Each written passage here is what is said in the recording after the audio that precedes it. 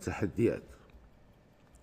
فالشباب المغربي متى توفرت له الظروف وتسلح بالجد وبروح الوطنية دائما ما يبهر العالم بإنجازات كبيرة وغير مسبوقة كتلك التي حققها المنتخب الوطني في كأس العالم.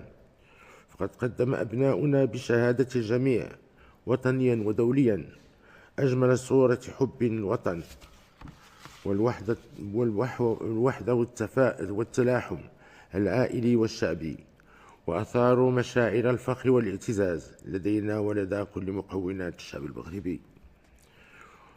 وهي نفس الروح التي كانت وراء قرارنا بتقديم ملف ترشيح المشترك مع أصدقائنا في إسبانيا والبرتغال لاحتضان نهاية كأس العالم لكرة القدم 2030، والتي نتطلع ونأمل على أن تكون تاريخية على جميع المستويات.